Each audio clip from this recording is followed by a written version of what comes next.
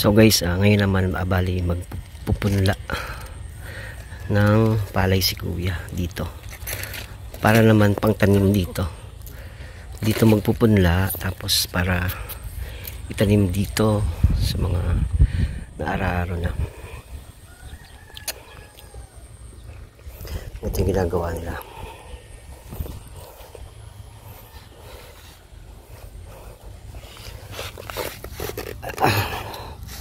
Paklang ng saging.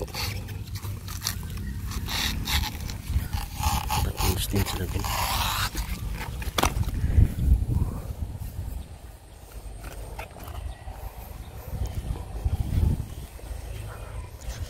Ito yung gagamitin nila.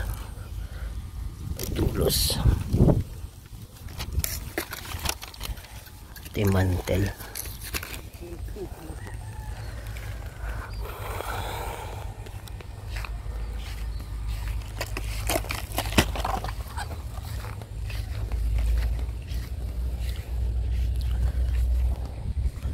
Ayan guys, durog na yan. Durog na yung putik na durog na. Unlike doon sa kabila. Hindi pa siya na dudurog. Ito na yung pupunlaan.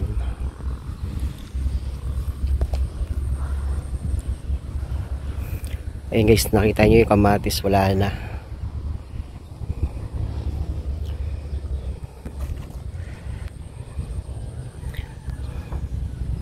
Medyo naambon ngayon. Pero okay lang.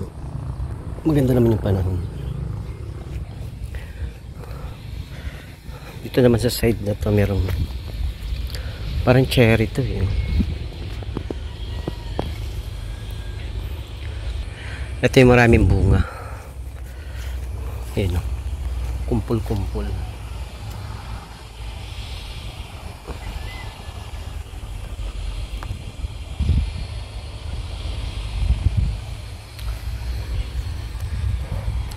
Tapos may kalamansi din.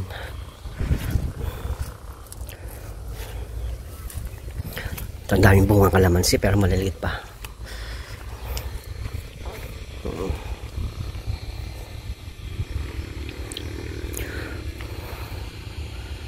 Yan. Pag lumaki yan guys, ang lalaki niyan.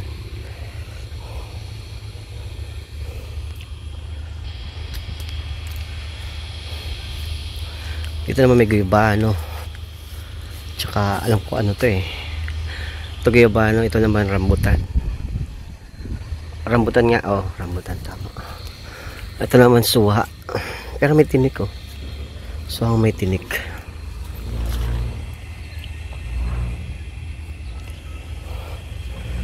So, ito naman yung mga mais.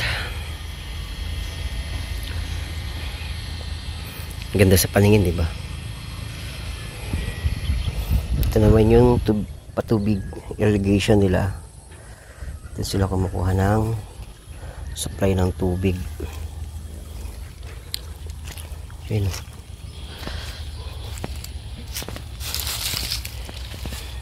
Ayan. Cherry.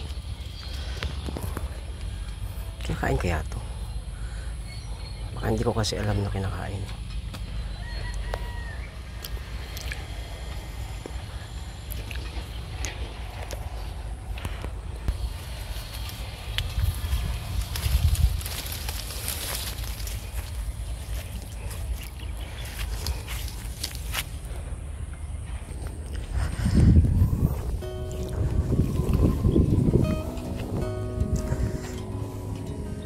May guhit na pala. Tinatanggalan na lang yung tubig.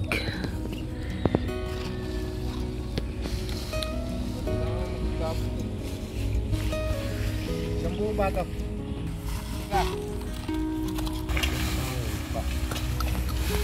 Is nilalatag na nila yung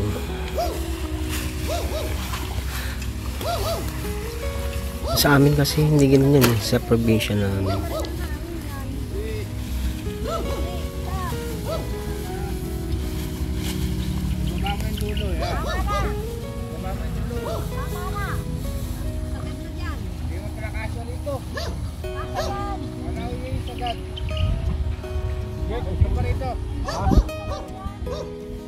Hilahin mo konti.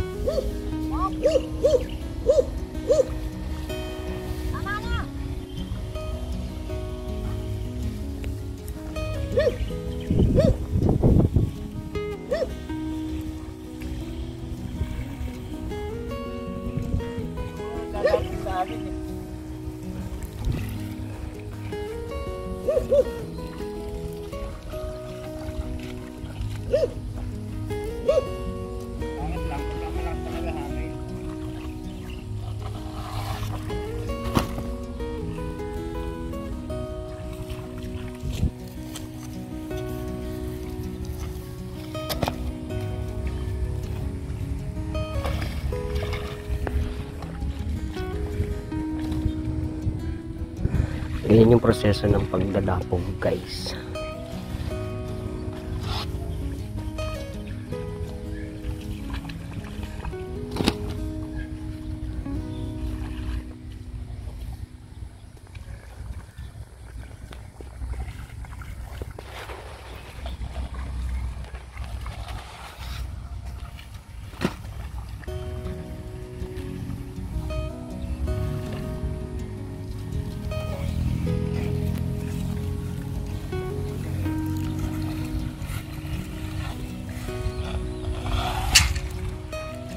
Tapos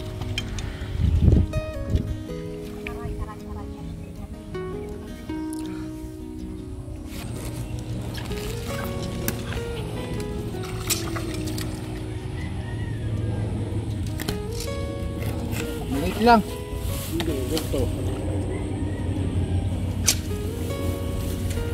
Lilitan na lang.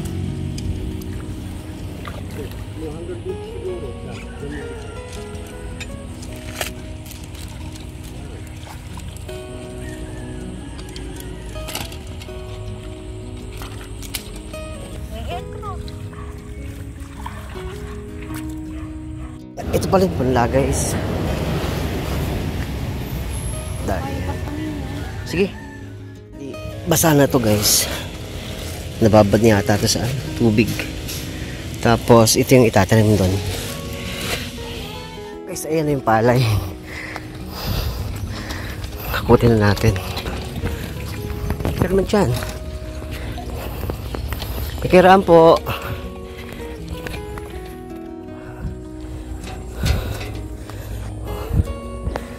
Balik pa tayo. Isa pa doon. Kiraan po.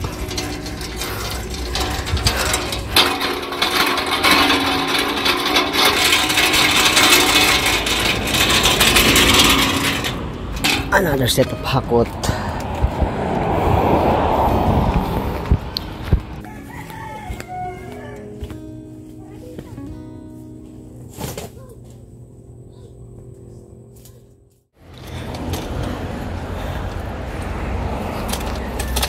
Ang ganda ng damo nila, oh.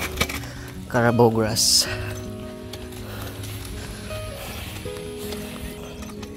Si tatang nasa daan. May kiraan po. Sorry. Bang ganyan. Sasabihin na ako.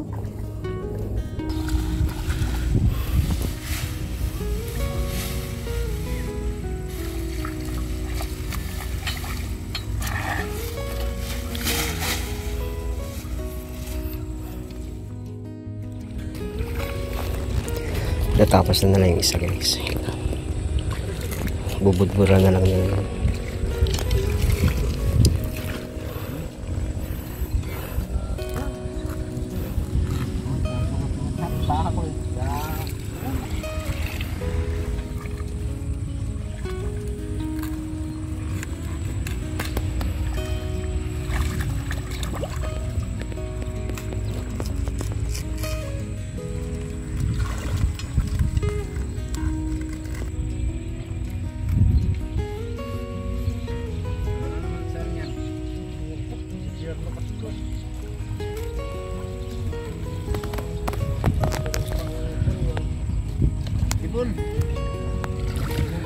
Ayun, guys, unang kuha ni kuya is fertilizer ata yan.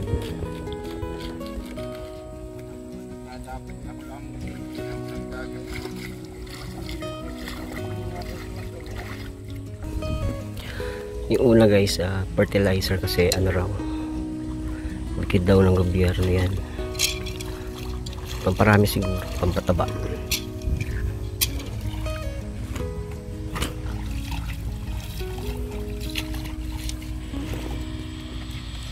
Bali-bali naman ang ating upak.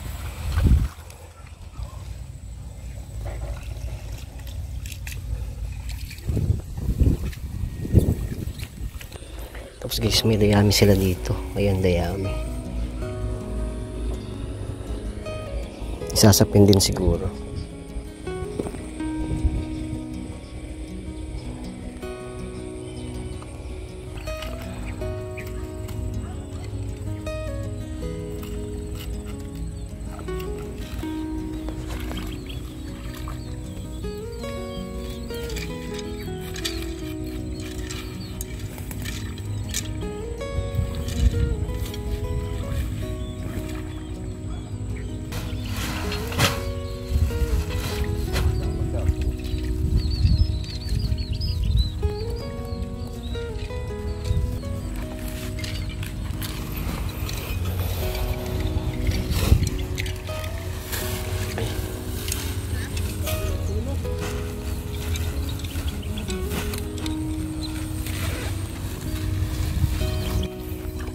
So, may tubo na.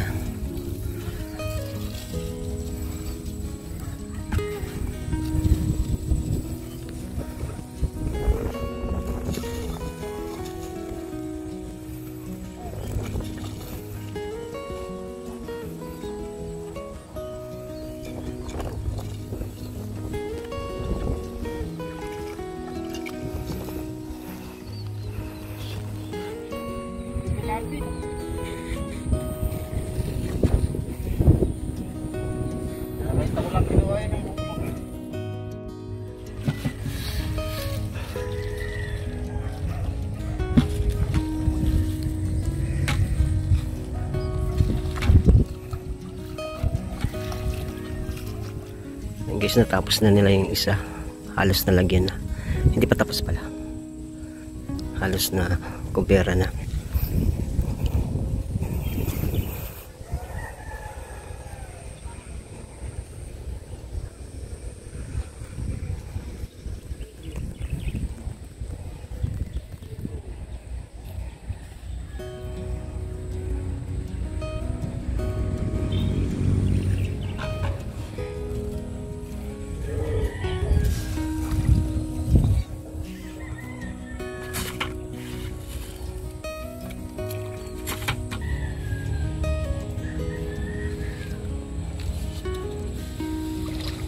Wait lang!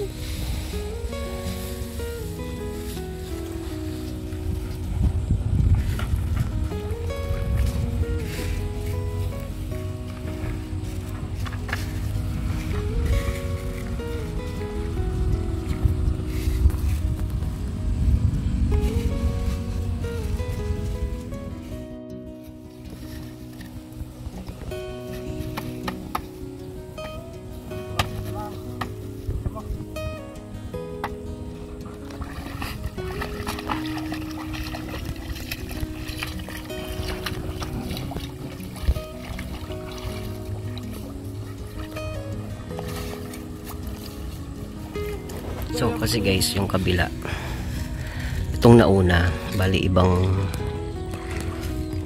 tawag dito, ibang binhi, ibig sabihin ibang pangalan or ibang klase ng bigas or palay. So hanggang dun lang siya. Tapos doon naman iba din, ayan,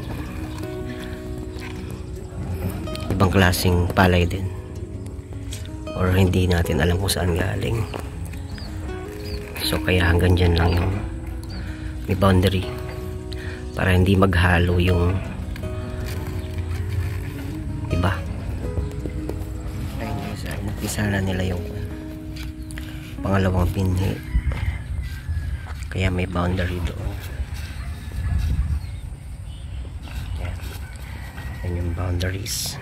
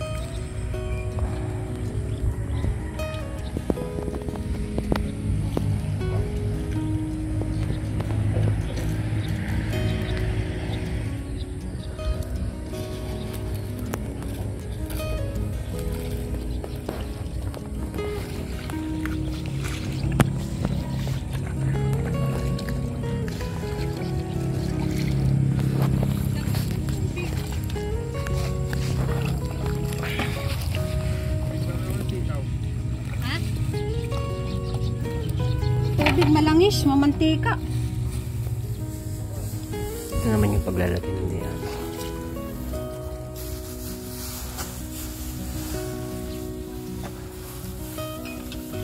Hindi natin to. Apat.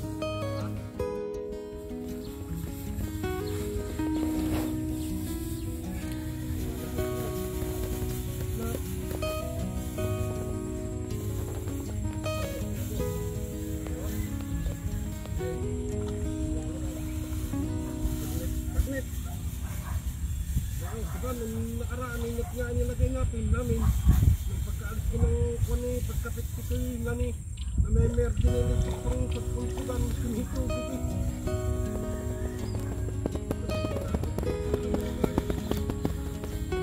So ayun guys, bali protection pala sa maya yung paglalagay ng dayami. Kasi marami ditong ibon. Yung maya. Yung mga ng palay. So kaya pala nilagyan nila ng pan ng dayami. So dyan guys po nagtatapos yung pagpunla. So or pagbibinhi ng palay. So antayin na lang natin yung pagsibol niyan para itanim siguro ilang, ewan ko lang kung ilang araw o ano, ilang araw o linggo. So ayan guys yun. So guys, kaya pala may dayami kasi nga protection pala sa mga ibon or sa maya para hindi siya kainin ng mga ibon. So dyan po nagtatapos ang ating